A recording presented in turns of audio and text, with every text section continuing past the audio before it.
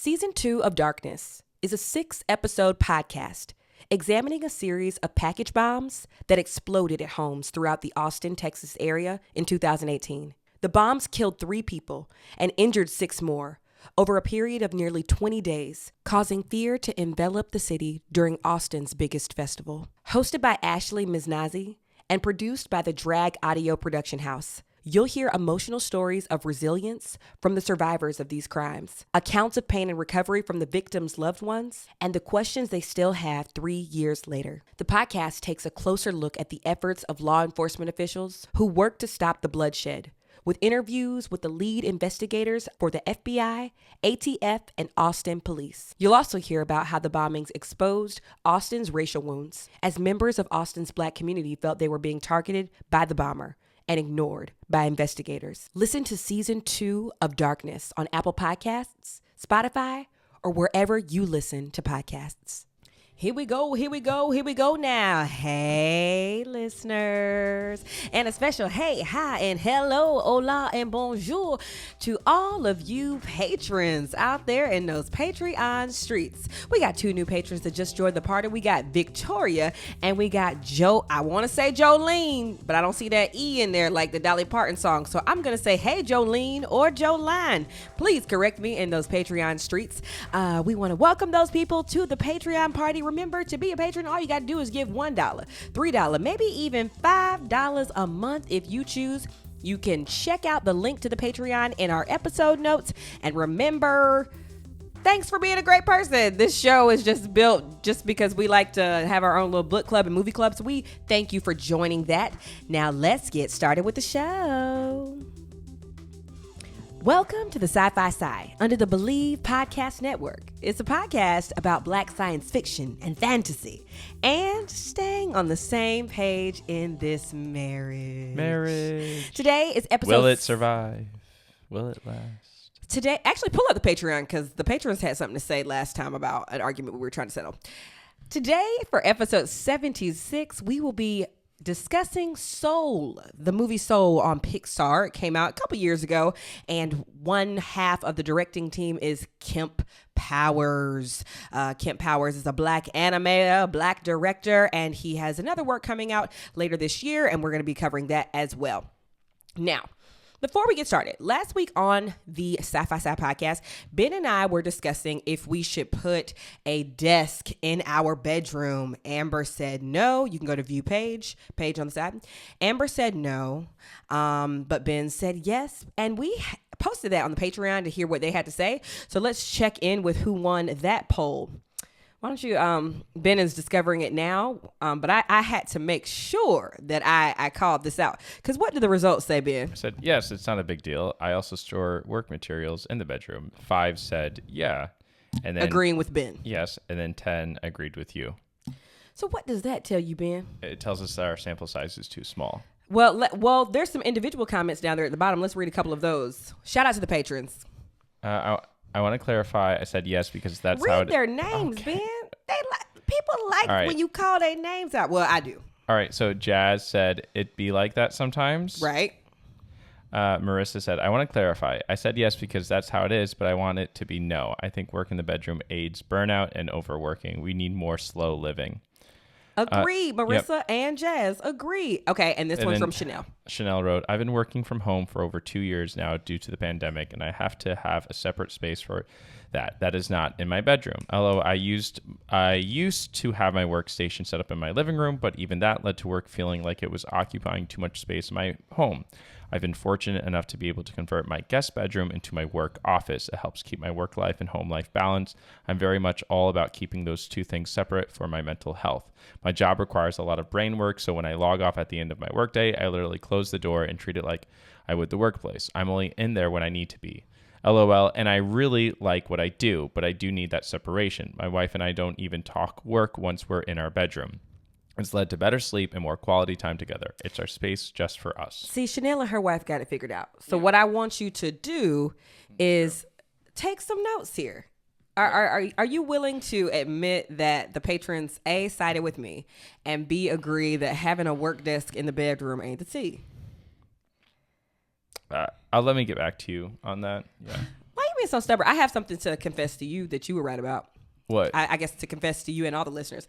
I'll confess mine as long as if you share one comment on that. On that data from our patrons who support us monthly. I started watching a TV show on Apple Plus about it's called Severance, and basically there is this technology where people go to work and they actually forget their home life, and there's this very clear separation between home and work life.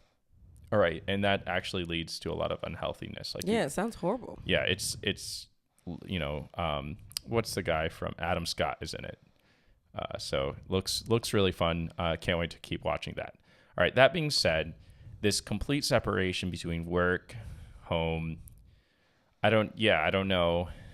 Like, I need a workstation, not for me to do work, but for me to write. Like, I need a desk. So I'm not looking for a workstation. I'm looking for a desk to sit down and write, because there's only one place to sit in our house, and that's the living room. Right. Which is also part of the kitchen. The patio, when the summer comes out, will be a nice little we literally space had like for reflection. 5 inches of snow this past week. So anyway, I'm right, is what you're saying. Sure, I think I need I don't need a workstation. I need a writing station. I love to write. It's my hobby. I know, it's my but creativity. We're not talking just about you. I'm the person that we're talking about. I work from home full time, and I would like a workspace, a raven and a writing desk that isn't in our bedroom. But you work in the bed anyway. I know, but I'm telling you what I want, what I really, really want, and you're not listening. I'm listening. So don't have a desk, but that's still not. I think a desk in the bedroom would be better for the writing a desk in the bedroom would be better than doing work in the bed, because I try to go to sleep and you're actually working in the bed. All right, if you want to be stubbornisha about it, that's fine. I'm not stubbornisha. You are stubbornisha. I'm not a stubbornisha. That's her name. First of her name, stubbornisha. Well, I am going to be the bigger person today and admit that I was wrong about something. Are you ready for it? I feel like I need a little jingle right here. Maybe I'll go throw a little jingle in editing, like doom, doom, doom. Amber was wrong. Ben. What were you wrong about, Amber? Hold my hand. I have something to say to you. So dramatic. I married an actress. This is what happens. A baby, thespian. You're a thespian. Baby, I was wrong about that Epsom salt. I know. You bought an 8-gallon bucket of Epsom salt, and we're halfway through it. Yeah. And we only opened it about 2 weeks ago. Because you need your baths, and it's been very helpful for you. I knew what I was doing. Baby, I was wrong. Yeah, I would have had to keep going back and forth to the store. And I really appreciate you for just making sure I take daily baths for all of my muscles and body aches. I do appreciate that. Because I'm the shit. Well, I am wrong about a lot of things. You're a little turd. I think doing work in the bed is wrong, and I think not wrong is unhealthy, and I think having a desk in the bedroom is also unhealthy. So we shouldn't have a desk in the bedroom. You also should stop doing work in bed. I agree. And you should do. But a desk would aid and abet me. Yes, we need a desk in this room. We need a desk in Wild's room, and we can arrange it in such a way. We need a new house. That. I don't know. We don't need a new house. We have tons of space. Well, I want her to have a backyard one day. It's one of those things. Yeah. Anyway, how have you been today? What a switch. We only had like 3 or 4 fights today. That was pretty good. We haven't fought at all today. Well, I was overwhelmed about trying to do our taxes because I have a million 1099s and 1099 miscellaneous and Ks and ABCs and W3s and 2s and 4s. We have a month to get it together, and that is more than enough time. I know, but I'm supposed to be in full sloth mode right now, and I'm sitting here gathering You're sitting on a couch. All this paperwork. You're sitting on a couch. Not to but say I'm still that working. you are still working. You be devaluing me. Maybe the desk will help you. Oh, got it. Maybe the desk will help you see my job as a real thing. No, I'm not devaluing you at all. Well, why would you say, well, you're on a couch? I'm saying that you can still do this work, even though, okay, so the situation is that What's the situation? You felt stressed out that you had all this tax stuff to do and that you just really want to sit down and relax and that you don't really have the power to do this on your own. And I want to point out a couple things. One, you do have the power because you do have the organization. And two, that, it's not physically demanding work. So it's not requiring you to walk around, so you're able to do this. I know. But I don't want stress to do out. Yes, I'm gonna do it, but I don't want to do it. You were really stressed out. I was like, you have the time.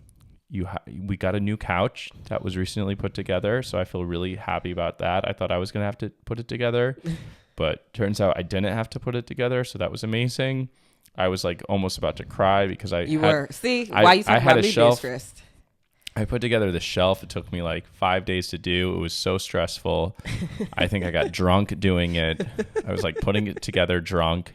It's like, this is not the way to put together home furniture. That's probably why it was harder to put it together, Ben.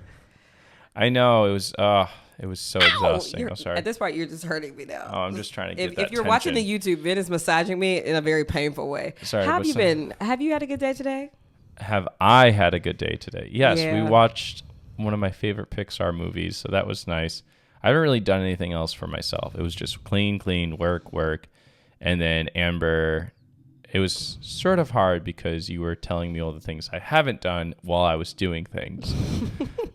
And you're like, you're disorganized. You haven't completed tasks. I'm like, I'm trying to complete tasks right now as you're yelling at me. And I was like, oh, she's just projecting her own anxiety and stress onto me, and I'm not going to let this affect me. Perhaps, but also me complaining about something is what prompts you to do it, Benjamin. I was literally up before you working. I know. I'll be like, look at all this laundry we got. You're like, oh, look, I should get started on the laundry. So you can't say like the things you're passive-aggressive is all shit. Yeah.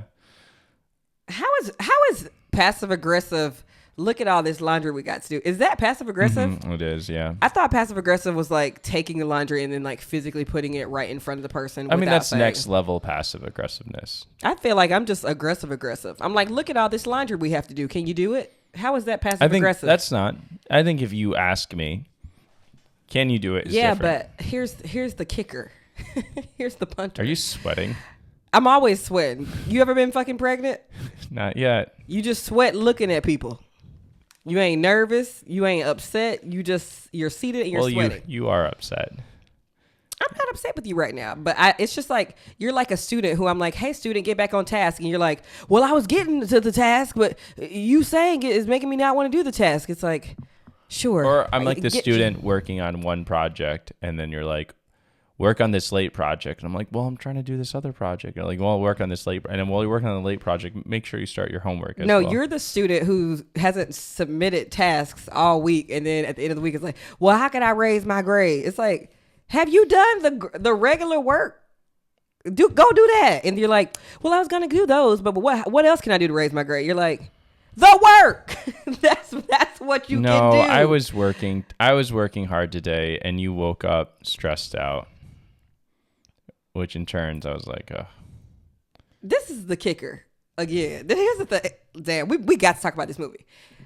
You don't hear when I thank you, when I congratulate you. I just told you I was dead ass wrong about the Epsom salt. Great. I just acknowledged that you de-escalated me when I was stressing about my taxes. I did. I thanked you for that. I was like, Ben, you are a great partner, and I really appreciate you for. And you'll be like, well, you didn't know. So here's the thing. Here's the thing that.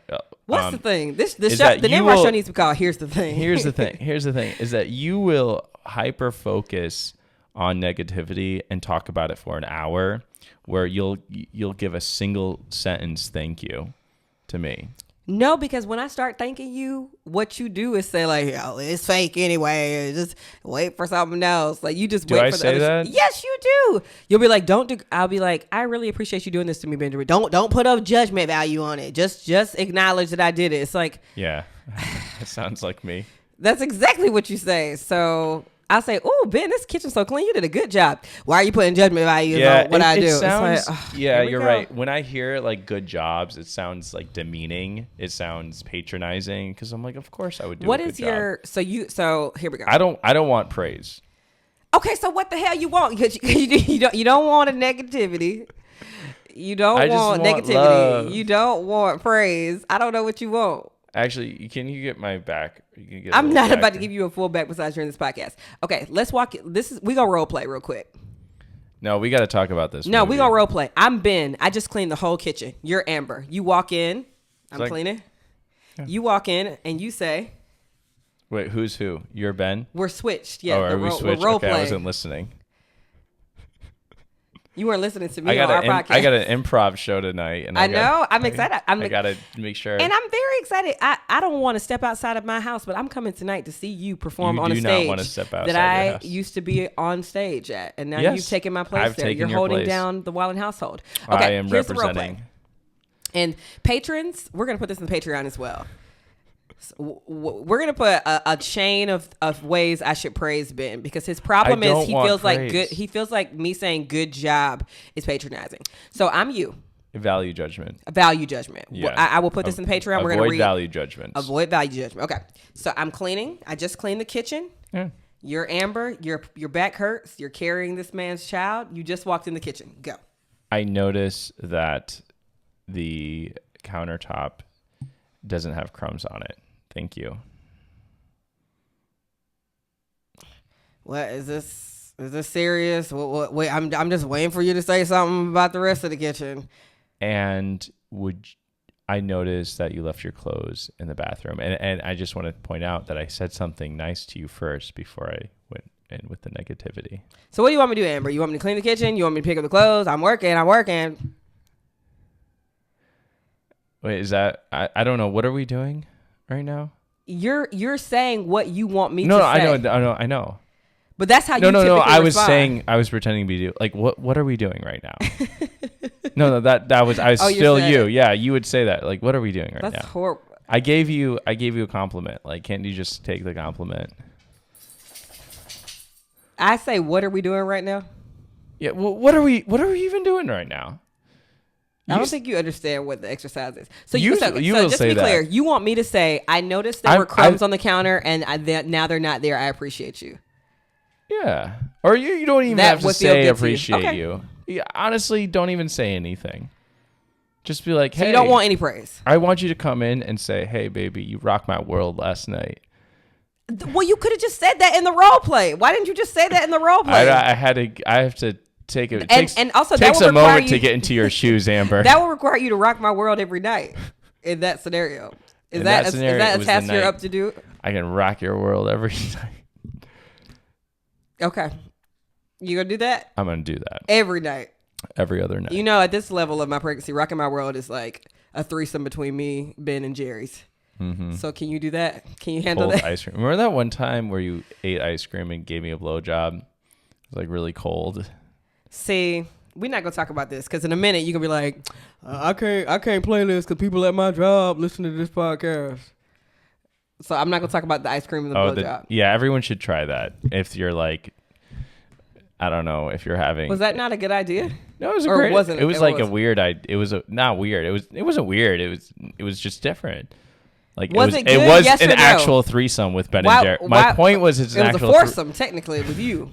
So every time, so are you telling people that they should try the blowjob with the ice cream? Yes or no? Yeah, eat some ice cream. Did you get enjoy a it or blowjob. not? I enjoyed it. Yeah, it was a little tingly. It's tingly. You should wash yourself out. Any food sex, you should wash yourself, like food, a mouth, or I don't know. Actually, Because don't be wasting my Ben and Jerry's. I can eat it on its own. I can eat that shit on its own. I should Google if that's healthy.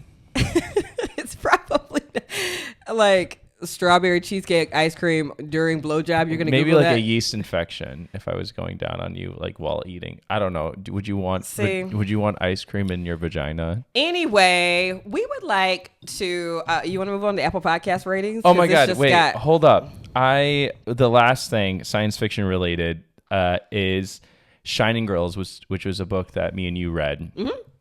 Not a black author, but keep going. Yes, it is a South African author. She, Lauren Bucas, and she puts lots of black characters in her books. And she wrote a book called That doesn't Shining. mean she's black. Even her being South African doesn't mean she's black. She's a white woman. Yes, she's a and goat, she though. has She's great. she has sensitivity readers. Anyway, like Well, you're trying to justify it. You're like, I'm like, she's not black. Well, she's South African. No, I wasn't. I'm sorry. She probably looks sorry. That fucking wasn't Cape in Town. response to that. Oh, it was okay. in response to like who she is, like what her. She's a South African white woman. Got it. And she writes a lot about apartheid. And Yeah. I wrote her a message like way back when. And one of her books is now a TV show with Elizabeth Moss. It's really great. And she wrote me a long message back. Amber can see it. When did she send you that? So I wrote this to her a long time ago, at sort of the beginning of the pandemic. Give us dates, man. In April 5th, 2020. She wrote you back 2 years later? Yeah, Shining Girls takes place in Chicago, and she was telling me part of the reason I chose Chicago as the setting was because it felt so similar to where I grew up in Johannesburg.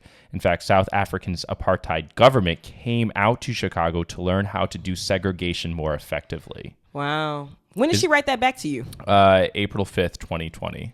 So you talking about 2 years ago. But I just found out that book that I had read and wrote like a fan girl message to. Okay.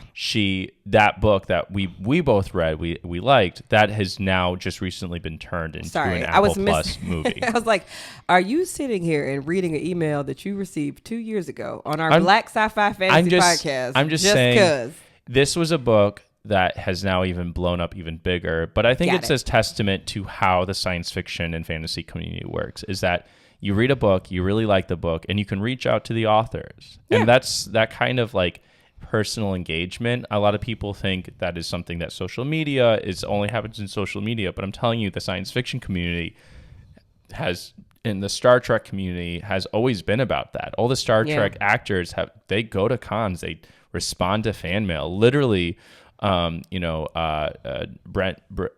Spiner, who played oh my God, my brain. It's this is embarrassing. I know it is.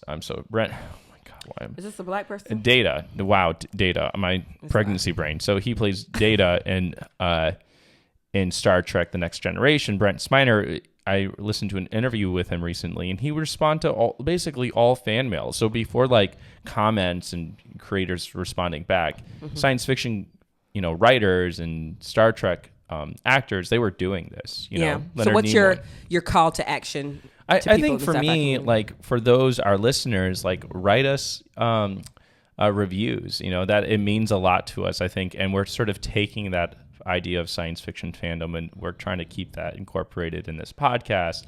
And we get, it's more difficult with comments on like TikTok and Instagram. It's hard to respond there. Yeah, I agree. But like we're going to definitely make it a priority to respond to, especially like this podcast. I love that. Me, you, yeah, the baby, Wild. We'll shovel some work off to her. Oh my God, I cannot wait until she becomes the social media intern. That'll be great. Her first reading lessons are going to be like TikTok comments. It's going to be fun. Well, with that being said, Ben, why don't you read the Apple Podcast rating that we have? I think you found one in the queue. Yeah, so this is from Mimas on... and the title is My Favorite Couple. I love this couple so much. I love this podcast even more. My husband and I listen to it while doing homework and while on road trips. Hope for a safe delivery and a healthy baby. Thank you. See, like I love this shit. What homework? I'm always curious. Like I've just been out of school for so long. I'm always curious about what homework people are doing. Like adults, what?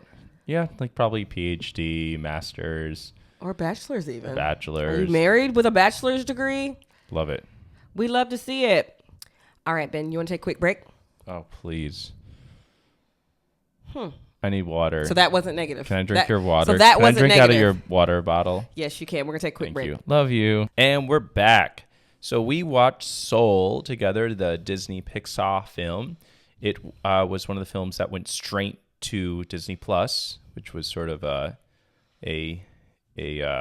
gamble. And it did pretty well. And the film is about a middle school band teacher who is waiting for his big break to be a jazz pianist. And when he finally gets it, he dies, which is so very sad. And it's not a spoiler. Well, there will be spoilers to everything, but it happens very quickly in the movie. And he's about to go to the great beyond, but he escapes and he finds this is where souls come from. And he becomes a mentor for preborn souls. And the movie sort of takes place from there. Preborn souls who are given numbers. And so his name is Joe. Yeah, Mr. Gardner. Mm-hmm. Mr. Gardner. Mr. G. And he has to work with 22, which is a soul that Abraham Lincoln can't get through. Mother Teresa can't get through. No one can really get through 22. And because 22 is just a hot mess. And it goes off from there. But all right.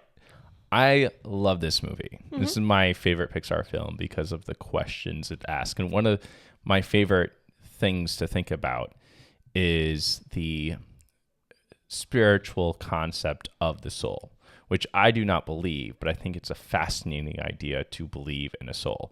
And one of the big questions that I think about is when does ensoulment occur, and what are the sociological impacts based on when you believe the ensoulment occurs? So I got you. So I mean, it's kind of a loaded question. It is a loaded question, and it has these ridiculous repercussions. So let me give you some of the theories of where each religious belief understands ensoulment. Okay, so when the Puritans came over, I already know where this is going. Where the Puritans came over, did you need me on the show? Okay, can I go take a nap? Tell me what you think about this one. Okay. So when the Puritans came over to the New World, and if a baby died within before it took its first breath, you buried it in the back next to the dog. If it took one breath, right, then you gave it a proper burial. Because as soon as it took its first breath, it was, inhaling its soul. Mm-hmm. Isn't that just a bizarre thing? Yeah, but I also think it's maybe, as someone going through their own gestational period right now, I think that probably had more so to do with health and mortality versus health, mortality, and psychologically dealing with that as opposed to religious. I mean, I know the Puritans were very religious, but back then, if medicine was just as good now as it was then, I wonder how that philosophy would have differed, because you wouldn't your rate of a stillborn wouldn't be as high of a rate, whereas then it was 50-50. Exactly. And so when the, early Judaism, they believed 30 days after the baby was born. Mm-hmm. Right? The baby had a soul after 30 days? Yeah, 30 days after. That was early Judaism? Yeah, which, infant mortality rate is even higher back then, right? And so this idea of protecting the mother. And then it wasn't really until the 1950s where people started, believing ensoulment occurred at inception, right? When the sperm, when the sperm and the egg came made together, contact, right? And then this that thing was had a soul. That thing had a soul, and around that same time, what sort of comes out? Oh, this whole anti-abortion movement, and that is so fascinating. And I think this movie, which is supposed to be a kids movie, but it's exploring this concept of a soul, and there's some really intense repercussions when you start to think of a soul as an actual thing. And the film doesn't actually show ensoulment when it occurs. They just shows the souls. All these little the soul at that point is separate from the person until they come together as one. So it could happen as a baby, it could happen when you're 60 years old. I think this movie specifically this is going to become a very heady conversation, but I think this movie specifically, the soul is really a metaphor for a passion. So I know you believe in passion, and I know you believe in personality and passion, but in this movie, the soul is synonymous with that. It's as they are in this bubble where they're training souls how to be, some are I'm a megalomaniac. So I know you believe that there are people who are narcissists, even though you don't believe in a soul. Does that make sense? So I think how would you define what a soul is? You personally. Not how the movie did it. Right. Non-existent. I don't believe in a soul. So what the movie makes the decision that a true personality comes from the soul. And actually, now that you say that, you get into some really icky situations, because what you're doing is you're removing physical identity from that personality. So all your personality really comes from your soul. Like Right. who you are is your Which is soul. how I think of a soul. Like I think of a soul as warm, and if I'm describing my own soul, well, you know, in your opinion, cold. I think of a soul as like, my soul is like warm and comedic and caring and overthinking and crybaby at times. And you're saying like a soul is non-existent, and it's like, well, how would you describe my personality? Like that's kind of what I just described. So it's more of a definition difference, but you believe in personalities. I do, yes. But I think it's like a soul is a more nuanced, like a personality. Like you know our child will have a personality, right? But you don't think our child will have a soul. Correct. So it's just like. I think it's just semantics at this point, like what you think a soul is. Okay, so for me, it's not semantic. It's this how idea do you think that a there's soul is different from a personality. Right. So a personality is how you perceive yourself based on your cognitive capabilities, your ability to think. Okay, let me process what you just said. How you perceive yourself, and how others perceive you, and how others perceive you. That's a result of your personality, which has to do with your physicality, and your brain is part of your physical structure. Look up the definition of a soul real quick, would you?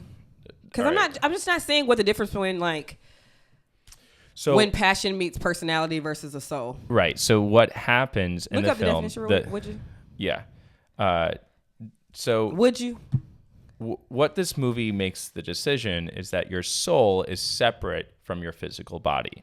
And when that happens, then who you are physically has nothing to do with your identity. So what happens is 22 and Joe, and sort of the big inciting incident is that Joe sort of escapes from the afterlife with 22, and Joe falls into a cat, and the cat's soul is like sent to the great beyond. There's like a very quick clip of like the cat like going up to the great beyond, and then 22 goes into Joe's body, who is a black man, right? And so what this does is that the 22 is now her identity is now being moved in throughout Joe's body. So like the body doesn't really matter. Right. It's the soul that matters. But it's the soul that needs the surgery. It's the soul. Sorry, I had to go for it. You had to. All right. I like. Okay, read both of those. So soul, according to Google, says the spiritual or immaterial part of a human being or animal regarded as immortal. So the spiritual or immaterial part. And I don't believe there's any part of us that isn't physical. There's no other separate entity to us. Like I don't buy into what you call like dualism. Okay, now read the second definition because I like that one. Emotional or intellectual energy or intensity, especially as revealed in the work of art or an artistic performance. See, I would sort of lean into that definition. Right. So what's, and then it says similar things. It's like passion, emotion, animation. So you believe in the, I think I'm defining soul as that emotional and intellectual energy. Right. So you believe our child will have emotional and intellectual energy. Yeah. I would hope so. So perceived through the brain. But you don't and believe our with child will brain. have a spiritual part. No. No. Okay, well, that's where we differ. Yeah. Okay. And my problem, you get in some really sticky situations, is that if you believe that, then you can, it allows you to believe in possession. Because essentially Soul is a possession movie, right? It's not a horror film, but it's a possession film. And, I think it's helpful to see it as a possession film. And because of that, it asks some like really fascinating questions, right? Like 22 can be a black man in this world, right? Right. But like, and Joe can still have part of his body, still have part of his idea, has his identity without his black human body. So you don't think there are any people that have maybe like two spirits in them or two energies in them? I think, all right. So now you get into like gender identity, right? And so when people I was talking more about like bipolar disorder but gender identity as well, or two spirit in like indigenous cultures or something. And that becomes like we use these metaphors to describe like physical characteristics, right?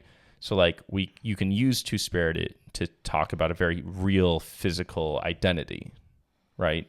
Yes. So it becomes a metaphor. But what this film does, there's a complete separate alternate reality in which souls exist and they come into bodies. So bodies are just emptiness without a soul. You've never met somebody that was like a shell of themselves, of their former selves? Yeah, and I would relate that to, traumatic brain injury or to trauma that relates to a physical part of their body. Okay. Well, I mean, sure. No. I just agree. Like, I don't know Yeah. I'm not going to fight you on something you don't believe Well, in. well, here's the thing. For you who does believe in a soul, when do you think like the soul enters a human body? I think when they really try their first French fry, something amazing happens there. That's not a real answer. I think in my world, a soul is this evolution of your personality, like Okay. starting as a little piece of you or who you inherently are, and then just growing bigger and bigger and bigger. So I just think, like, obviously when our child is born, they're like, maybe the first time they taste ice cream or they hear music, like, I think that's when their soul is slowly starting to, and their personality and their emotional energy is slowly starting to like become sparked and curious, and then that's going to grow into something larger. So do you believe, so the soul can grow, correct? Yeah. Okay. Does the I soul hope have it like a grows. definite starting point? If it does, I don't think I know what that is. Okay. Or so Because I think I Is this think soul for some people that separate well, from the... let me answer. Okay, yeah, sorry. Yeah, go for it. Can I say something? Yes. Can I sing to you? Can I sing to you? I think that can start at different times for different people. Like, I think there are people that go through half of their life without getting to tap into A that. soulless person. Yeah, they're just like a person who just hasn't been introduced to their passion and their energy and really found who they are in the world. Like, maybe that happens once you move out of your house or whatever. But I think it can be cultivated at a young age, or I mean, I don't know. Who's to say Mozart didn't hear some? Well, he was deaf. Horrible. No, Beethoven. Beethoven was a Yeah. thank you. Who's to say Mozart didn't hear music in the womb and then it started there? You know, like, I don't know. I think it could start when he was 33-week fetus, or it could start when he was 33 years old. Oh, Like, so- it could be. I see what you're saying. So soul in this movie is sort of that thing, that passion. Like, it becomes like this metaphor for like that passion. Right. Where I'm sort of really approaching this film in a very intensely like Very intense, religious, man. Damn. spiritual, like this is getting into like deep theological questions. I know, This but you film have is- to acknowledge that the movie did their best to keep it sort of non-denominational. Like, they didn't call it heaven or hell. It was Yeah. very like the great beyond. Well, yeah, he at one point Joe is like, "Am I in HE double hockey sticks?" And all the little souls, they're very cute. They're like, hell. hell. And it's a very standard sort of a little kid thing to do. It's like you hear a word that adults are implying you shouldn't say, and of course you're going to say it because it's a new word. You want to taste the new word in your mouth. Yeah. I love it. I can't wait to teach wild curse words. Well, It's going to be speaking- awesome. You better not be Like when I working first on like that. it's like correct use of cunt, correct use of bitch. Benjamin. But like Somebody's gonna call DCFS before we even have this baby. Let me so, tell you this. okay, also cunt is not a bad word for me. Because after a sense I'm I aware. watched I've the heard vagina you call people monologues. cunts before, and I'm like, damn, Cunty, relax. but cunty is like a good But that's thing. not what you calling them though. You'd be like, God, this lady in Whole Foods was such a cunt to the employees. No, that's a bad that's a bad thing. That's a bad thing. Yeah, I'm aware. I'm saying that's the context you typically use it in. No, I do not. That was a horrible faking it. Let That me say is this. bad. That is, if I'm doing that, then I am wrong and I should be canceled. You should be. I think another thing that the movie taps into that is really fun is the fact that, like, your parent will fuck up your soul or like not see when your soul is like in the zone and passionate about something and how that lingers with you for a long time. Like, I think especially if you grew up in a black home or just like insert ethnic home here or anything. Like, I've heard like Catholic people have a lot of guilt. Like, there are things that our Catholic parents, guilt, yes, yeah. like there are things that our parents have done or said that still we one day thought like, okay, when I move out at 18, I'll be free from this. And then Nope, one day you look you're up never and you're free. 30 fucking one and you're like, God damn it, mom. Like, just let me be an influencer, which Yeah. of course she's all on board with now. But Yeah, this movie made it a little bit easy with that question, like, how do you counter your parents' expectations for your life? Because Joe's mom she wants him to have a job that has health care, that has benefits. And he's been, a part-time middle school band teacher forever. And finally he has the opportunity to work full-time middle school band, which, by the way, schools are like cutting the arts all the time. And so there's this great scene when the principal is like giving Joe the hiring letter. It's like, we finally got you on. And that would be such a huge steal for a school to get a full-time band teacher. I mean, that's amazing. And they did a really good job sort of timelining how long Joe has been a part-time band teacher, because one of his former students, Curly, was a young little kid in like 6th grade when he was Mr. Garner's student. And then Curly is who later calls him with a job opportunity when he's an adult. So you're looking at somebody who's been in this role for at least 10 years or it seems that way. But I mean, also, if they made Soul 2, I'd love to get it I'd love to see a remake of this movie from his mother's perspective, because she probably has been footing the bill for a lot of shit. Yeah. Like we're not going to sit here and vilify this black woman Absolutely for being not. like, do you have a job with benefits? Goddamn, because I just supported your father. He passed away and now I'm going to have to support you. So it's not that I don't want you to go achieve your dreams. It's just I want you to be secure when I go to the great beyond. Yeah, absolutely. How do you feel about jazz in general? You like jazz? I like jazz. I wouldn't say I'm a huge, like it's nice to hear, but Yeah. Like what I don't know any, like I'll know like the ones everybody knows, like Miles Davis, but I wouldn't hear something and be like, oh, that's signature this. Maybe I would know Kenny G. Oh, hit it that way. Bless you. What do you think about jazz? I love it. I remember watching this entire documentary about jazz pianist, and like that was my first introduction to just, like, Fats saying that Waller. And I love saying pianist. I love jazz. It's like, I love the flow of it. I love the book by Toni Morrison. I love the improvisational playing improvisation. Improvisational.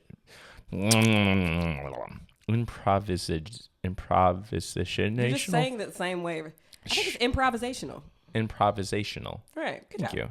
Improvisational. Good job. Well, I can't say good I job. was seeing the words in my head, that you and I was said improvisational correctly. improvisational nature of it. I love it. Yeah. It's so fantastic. I love Victor Wooten, jazz, electric bass player who does also funk, and I love the history of it. Like Archibald, what's his name? The guy who did the paintings of all the Southside jazz clubs and in I know Chicago. who you're talking about, but I just don't know the art. Archibald that well. Motley, amazing paintings. They have his originals at the Art Institute, and just everything about it. And there's this really great scene where Joe is reflecting back on his father taking him to his first jazz club, and he doesn't want to go there, right? And he's like, I don't want to be here. And he gets in, and he's like, this is the best thing ever. A soul is born. A soul is born. A passion that's was born. Yeah, I think that's a different way of using it that I haven't thought of it. That's the way everybody uses it, but you. That's not true. I think people often think of soul in the more spiritual, religious kind of aspect. I think like your it's soul, when eternal damnation type of thing. I agree with you there. I think after this movie, people looked at a soul as more of a personality and a passion. I think it's like when spirituality meets passion. But there are some things where I'm like, I'll be working on something and I'm like, I just feel like in my spirit, like this is what I was meant to do. And this is how I was meant to create. I feel very connected in that way. Was there anything that you were introduced to that you weren't really crazy about and you're like, I don't really want to do this, but then someone that you love like introduces this thing to you, you're like, actually that was really beautiful and really great, and I really appreciate you introducing me to this. Has that like ever happened in your life? Like, yeah. Musicals. Oh, really? Yeah, like the first time I realized a play could be sung all the way through. It was pretty much a horrible day for my parents after that. Wait. It was downhill for them. Wait, really? What is this story?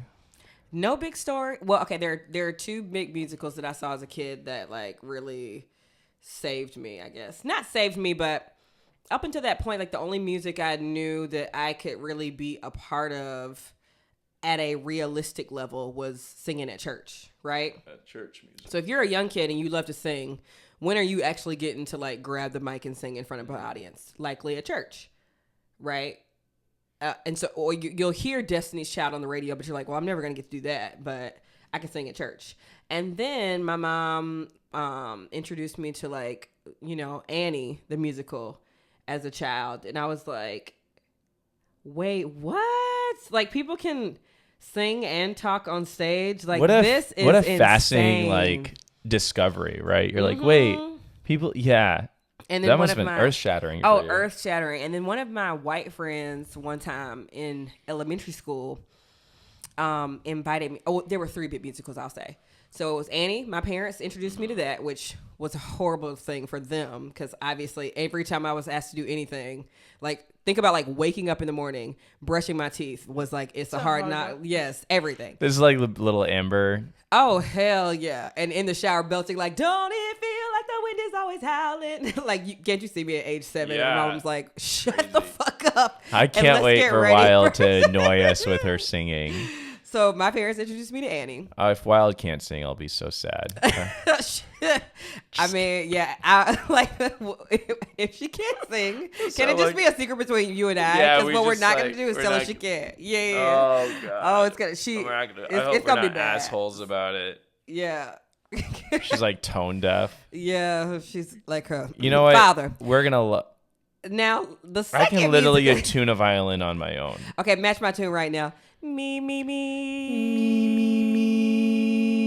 Do you really feel like we're singing the same note right now? No, I'm harmonizing, motherfucker. No, okay, sing the same note. It's me. Me. Okay, one more time. Me. I want you to match my note. You can't even do it. I want you to match my note. I'm going to match your note. Me. You're not even holding it long enough for me to. I always just want to harmonize. Me. Okay, you want to harmonize with me? Here we go. Here we go. Do. La. Now harmonize that note. La. Ben, you don't hear yourself. No, I was doing a minor thing.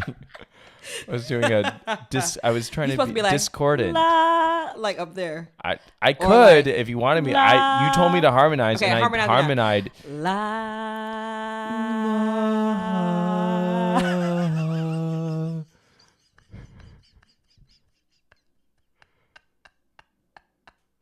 So we'll be if Wild can't sing, we'll keep it a secret.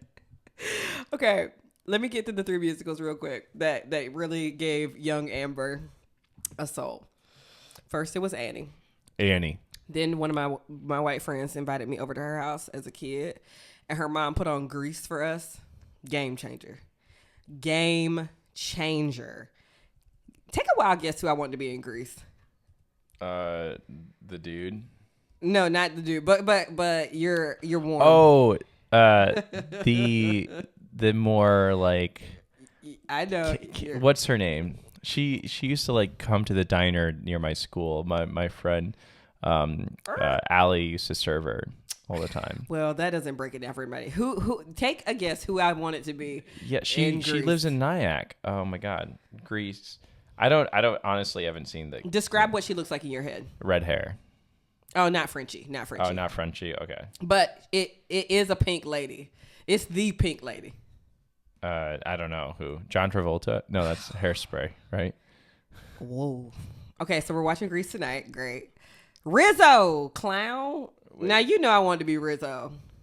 I don't know any of these characters. Look at me, I'm Sandra D. You remember Rizzo? Sorry, I just Googled Rizzo. It says an Afro-Latina struggles with her identity as she navigates the Hollywood machine. That's not the film you're talking about, right?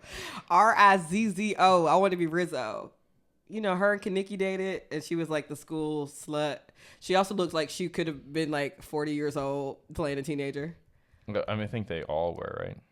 I'm typing How in. you doing, Zuko, baby? It's Greece, not in the country. Okay, got it. Rizzo. Yeah. You see her?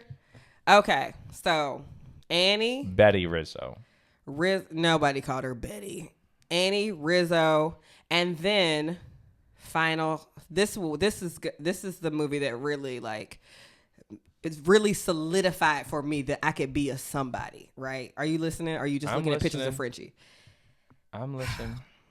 It was Cinderella with Moesha. Well, with Brandy. Oh, yeah. And Whitney Yeah, Houston. of course. That was when I was like, wait, you got me fucked up. Black people can do this? Of course. That was the day that my soul was ensouled. I was like, I'm going to be a star. Now, do I want to tell young Amber that all she ended up doing was singing to plants? No, I'm not going to tell her that. But it's going to be fun. Yeah. Couple things. Let's, go ahead and jump into our size. What's the size? Okay, I fucking hate these kinds of people, but I was so triggered watching this film. I hate when people hear a word and they say that's not a word. So, for example, when a big part of the plot is that 22 starts to discover that she actually really loves life, and this whole time she's been trying to avoid going to Earth. And so she's finally on Earth and she really loves it. And she's like, I'm jazzing. And Joe's like, jazzing's not a word. I'm like, I fucking hate motherfuckers who do that. I hate these people who say words. That word is made up. All words are made up, motherfucker. And actually the fact that this person, and they do this to like black kids all the time, or like English language learners all the time. Because that's what, that's what people do. It's like black people, black culture, they create all our slang and all our lingo. And I've heard teachers like use proper English. I'm like, fuck off. Like, that's racist. Yeah. And also you're stifling creativity. Anyway, super triggered by that. I correct you mispronouncing words. I think, yeah, whatever. Like, fuck. I mean, is it making up words that you don't like or mispronouncing? I think when people say that's a made up word, I'm like, that's fine. Like, especially when little kids, they'll actually say something like jazzing, or they'll throw an ending to something, and it's funny, it's creative, it's expressive, it's it has soul anyway, so that's not a sigh of the film, but eventually what happens is that Joe ends up accepting that word, and so at one point he's like, jazzing is not a word, but then at the end he tells 22 like, you're pretty great at jazzing. Like, he learns to accept that word, and I thought that was a really nice touch. I don't mind when people. I hate when I don't know. The internet does not give people any room to make spoken or spelt out mistakes. Like I feel like what I see a lot of the time on TV and stuff is people being like, I would never date a man that doesn't know the your and your differences, and it's like, who cares? Yeah.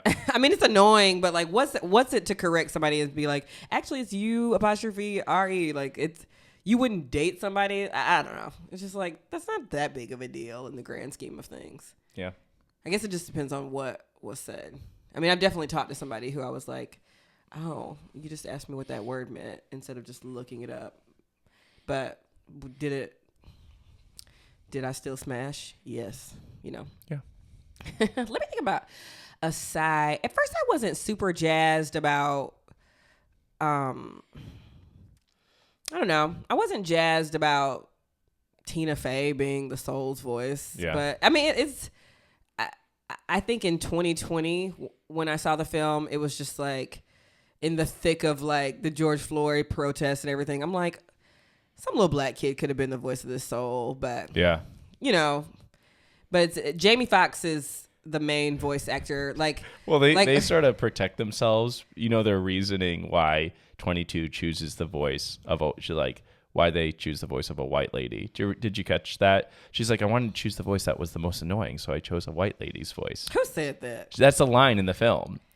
I don't remember that. Yeah, so she changes, like, early in the film, 22 is changing their voice, and Joe says, like, why do you sound like a middle-aged white woman? It's like, well, I can change my voice like this, and then 22 changes her voice like a million different times, and then she's like, but I chose this one because it seems to be the most annoying. Oh, I think I missed that. I thought that was like a very, like, protective kind of decision, and it sort of. I mean, it wasn't super annoying. Yeah. It's just kind of like. We know well, you know who the breakout star of this film was Rachel House, who played. She was the woman who played Jerry. Yeah. I think she's from New Zealand. Mm-hmm. I probably didn't do that right. You know, there's a difference between like the Australian and the New Zealand voice. But I remember as a voice actor when this movie first came out, every voiceover description, because when you're a voice actor, they send you like who they want you to sound like in a role. And I remember in 2020 seeing Rachel House's name on everything. Yeah. And then I would go play her voice. I'm like, now who the fuck can sound like her? It's and she's the grandma in Moana as well. It's like not only is it like uniquely a New Zealand accent, but it's so like beautiful and raspy and deep. Yeah. Like she actually kind of doesn't play a woman in it. You know, those little 2-dimensional figures. But I think her voice was the most like nice to hear, even though this character was supposed to be this like, you know, accountant, abacus keeper or whatever.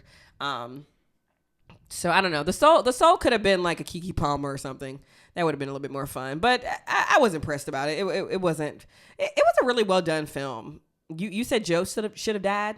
Yeah, I thought maybe Joe should have died to sort of make that sacrifice a little bit more intense. At the end, you know, he's supposed to have died, and he's sort of using 22 to get back to Earth, and then he realizes that, sometimes you got to use these motherfuckers.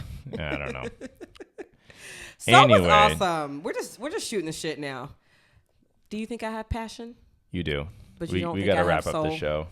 My thing starts at 6:30. Yes, 6 Ben o'clock. is going to be performing tonight, doing some improv. I'll try to get some clips for the Patreon. Awesome. All right. I got to go shower. Well, Ben, with that being said, why don't you warp up the show, and then we're going to run you a shower. All right. In conclusion, Soul is an absolutely delightful film. It's a great questioning film on ensoulment, on what it means to be you, your most authentic self. And it's also just about living in the moment and not trying to always have to be productive, and just live life.